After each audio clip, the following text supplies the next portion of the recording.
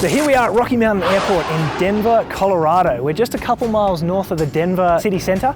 And what we're gonna do today is jump in this Cessna 172 and we're gonna fly out of Rocky Mountain Metropolitan. We're gonna go abeam the Denver skyline and then we're gonna fly into Centennial Airport, which is down south. It's a really busy airport. There's a lot of jets that come in and out of there, all sorts of stuff. So we're gonna go and check out Centennial, and there's a restaurant down there called The Perfect Landing. We're gonna check out their food, then we're gonna jump back in and fly back up here to Rocky Mountain Metropolitan.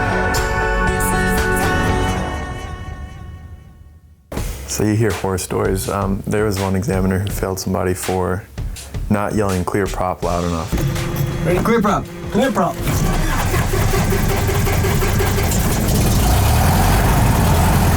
So Nathan is a flying instructor. He helped me convert my Australian license across to my US private pilot's license. So we're gonna be flying with him today because he's just a cool dude. He's super chilled out, and he's gonna form our safety pilot for today. All right. So let's fill out some paperwork before we go. I've been flying for a really long time, and when I got the opportunity to move to the US, I thought that my private pilot's license would just convert across, fill out a form with the FAA, no worries. Turns out it's not quite as easy as that. Yeah, you got your new US logbook. This is gonna be awesome. I went out to the FAA and filled out my form and got my license converted across, but I'm still under all the restrictions of the Australian license and the Australian medical. So if I want to flip my license across to the US, I need to get a US private pilot's license, which means I have to take the private pilot check ride again. So for the next few months, I'm going to redo my private pilot's license and get ready for that check ride again. Like Greeley's IFR today, Cheyenne's IFR, and supposedly it's all the smoke coming from Montana. Coming from Montana, it's a fire in Montana. And Canada as well. So we've got a really interesting atmospheric condition today. There's a big fire up in Montana, and all that smoke's being pushed down from north down towards us here in Colorado. So the smoke in the air is obstructing our visibility. This morning we couldn't even see the mountains, and now we're only just starting to pick up the outlines. With only 4 miles visibility, we're gonna have to be on a good lookout for traffic. I haven't been up yet today, but it is forecast to pick up a little bit. Mm-hmm. Do you get motion sick? No, I don't. Okay. You know, I think it's getting worse. It's hazy, but it's definitely getting worse. So the wind was calm all morning, it was dead still, and now there's a cold front moving through and it's just picked up. It's now 21 knots, gusting to 30. That's a pretty strong wind. That's gonna affect us. Right now the windsock's pegged and it is going up and down, so we know it's pretty gusty. To me, the gusty conditions are what are challenging. The strong crosswind's not necessarily too terrible. You can usually handle a crosswind, but those gusty conditions, you'll have your correction in, you'll have your crab angle, and then the gust will throw you off, then it'll die down. It's just constant adjustments. So let's go up front and see if we're still grounded. Are we still grounded, Matt? I'm gonna urge you not to go, but I'm gonna leave it up to pilot discretion. You're gonna urge me not to go. It's gonna be pretty nasty out there, isn't it? It's gonna be bumpy. We're gonna get bumped around a little bit. We've been urged not to fly in this wind, so for the moment we're gonna hang around the office and we're gonna see if the wind dies down. What do we got? Yeah, so we're 010, 19 gusting 30, so it's still windy out there. Visibility's down to 3 statute miles. That might cause some problems because the minimum for VFR flight is 3 statute miles.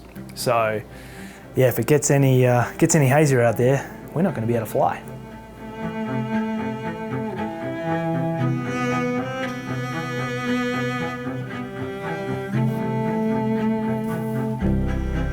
Still 010, 19 gusting to 30.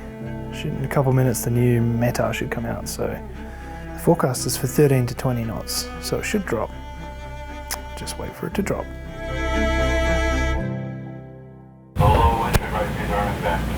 That's the kicker I was looking for. Wind shear advisor is in effect. Yes, yeah. As far as wind goes, it's you can't have a sustained wind greater than 25, and you can't have a gust factor of greater than 15. So if it's 20 gusting 30, that's a gust factor of 10. Sustained winds are 20. You can technically fly.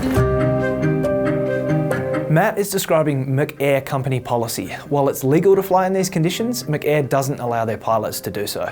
We've got a couple of factors piling up now, a couple of links in the chain with the visibility dropping and the gusty winds. So we just want to err on the side of caution.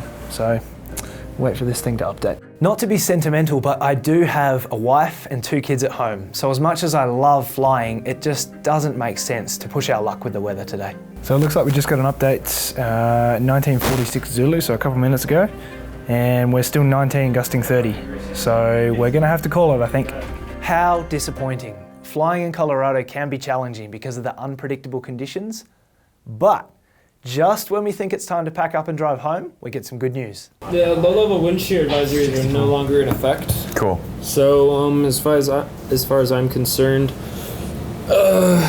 we as a company are no longer grounded. Once again.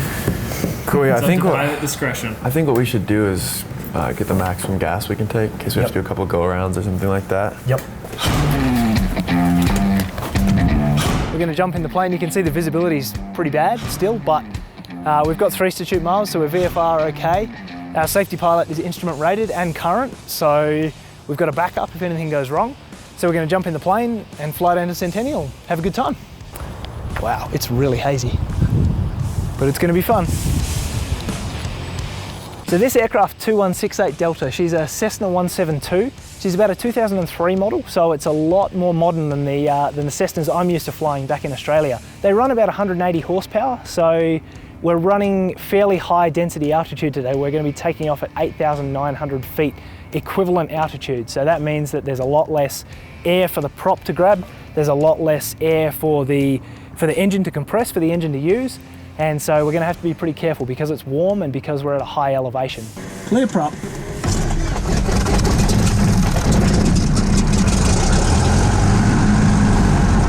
All right, if you would throw the taxi light on. Okay, so brakes are set. Fuel is on both. Sweet. Flight controls full and free. Beautiful. I'll check the rudders and the elevator. Looks good. It's working as expected. Awesome, everything looks good, free and correct. Okay. Metro Ground 2168 Delta at the west ramp. Request a wind check, please.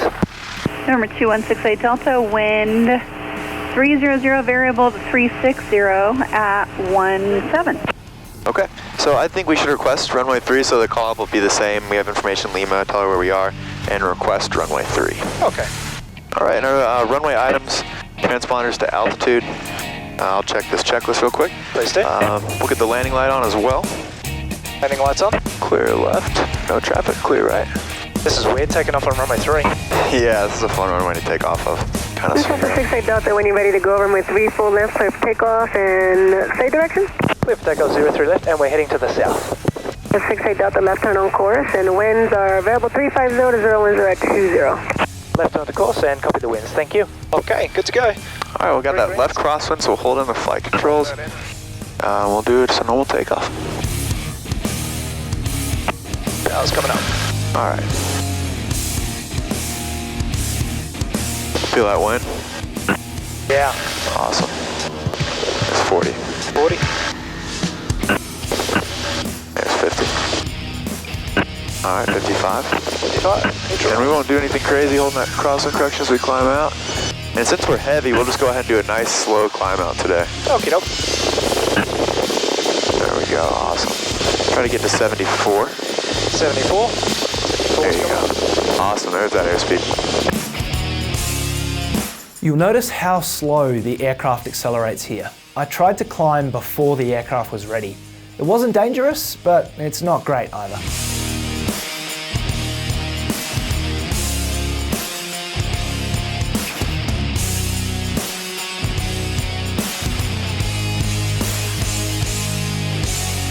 Wow, I didn't expect it to be this bad up here.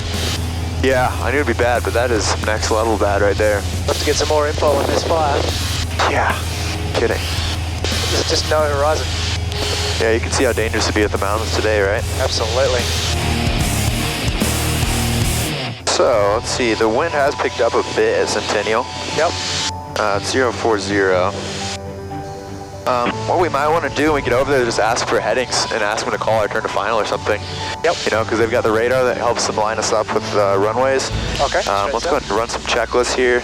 Climb checklist. Flaps are up, throttle is set. Cruise, trim, power go about 2,300. You can do 2,200. Just keep it nice and slow and under control if you want. Yep.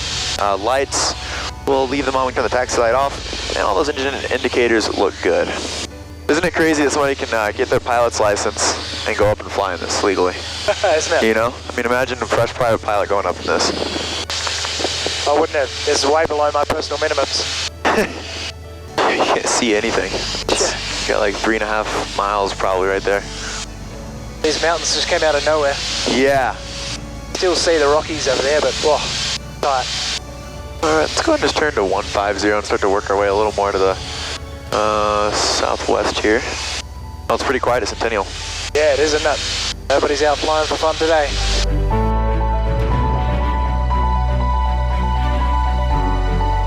Okay, so when we call in, we're going to be about 10 miles to the southwest. Okay. Yep. So go ahead and turn to 125. 125. And we were going to request a full stop with information, Oscar. Centennial Tower, Skyhawk 2168 Delta is 11 miles to the west-southwest at 7,200. Inbound for a full stop with information, Oscar. Sus 2168 Delta, Centennial Tower, enter left base, runway 35 left. Joint base with 35 left, 2168 Delta.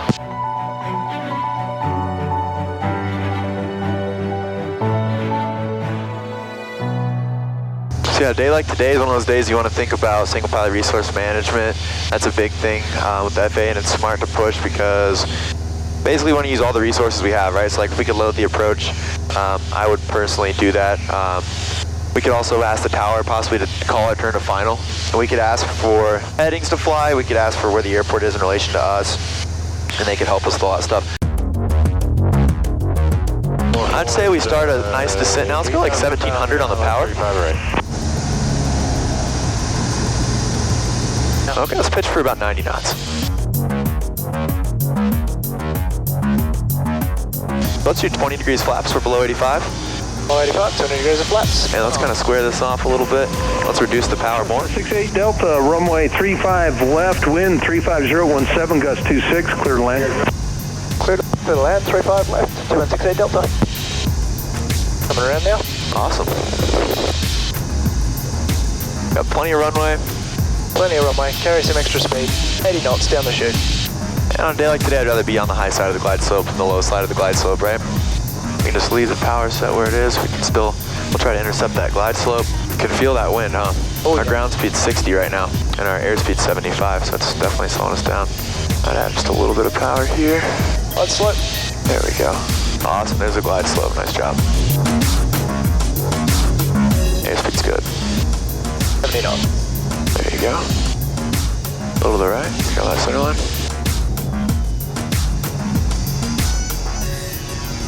There you go, just keep riding it down. A little more right rudder. There you go. I see. 45 Tower. I'm gonna put the flaps up. Do you see this building up here? Yep. That is the restaurant where we're going. That's the perfect landing restaurant. That's there it. It is.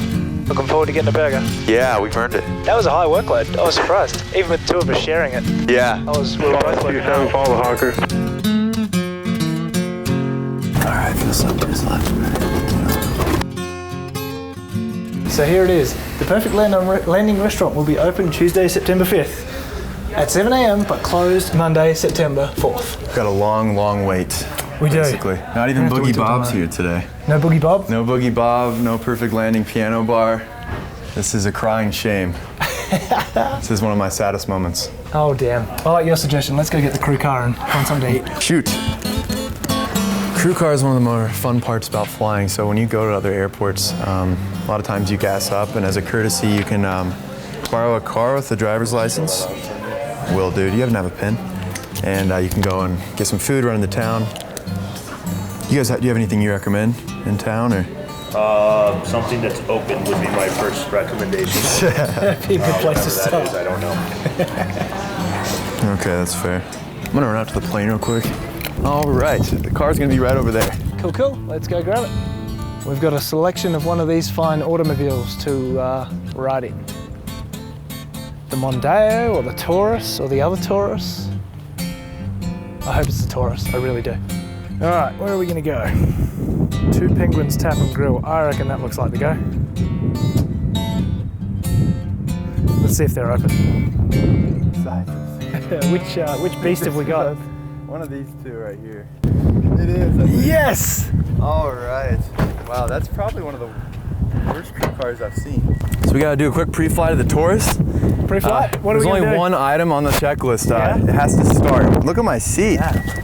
It has character would be, if we want to stay positive, we'd say it has character. I think it's beautiful, I really do. This is a joy. I'm glad I'm the one driving and I get to sit in this seat because many great men have sat in this seat right here. This is one of 1995's Wow. finest vehicles.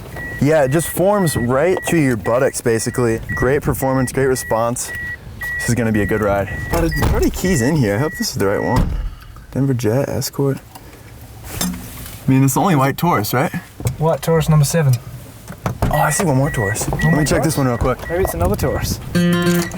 Oh! Moving up in the world. Upgrade model, yeah. Man, I'm disappointed. I was actually kind of looking forward to that. Yeah, look at that AC cranking. Oh, I feel the power. The power of the Taurus. Two penguins tap and grill. Let's do this. It's going to be some onion rings. It's going to be 1/3 of a pound of fresh choice ground beef. They tempt you with the extra patty too. How much is it for the extra patty? $2. $2. Wow. I mean, that's the same price as getting cheddar on your burger. Which do you want more, cheese or an extra patty? Well, enjoy, guys. $100 hamburger It's a has $100 arrived. hamburger. It is here. French fries don't look too bad either. Maybe $50 French fries.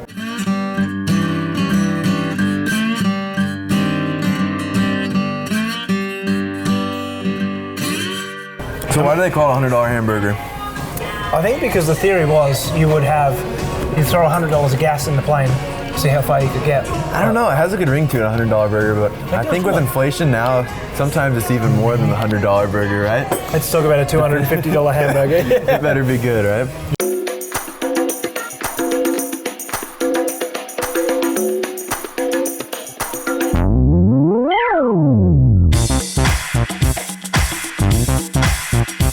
After our $100 hamburger, we headed back to Rocky Mountain Metropolitan. The flight was easy, the winds had died down, and the smoke in the air created amazing sunset conditions for the ride home. Thanks for watching, and if you love what we're doing, please support us by hitting the thumbs up button below the video. And if you'd like to see more of our adventures, go ahead and subscribe. We're also on Instagram, Facebook, and Twitter at the $100 Hamburger. We've got so many more amazing trips in the coming episodes, but for now, I'm Michael Pullman, and this has been the $100 Hamburger. We'll see you up there.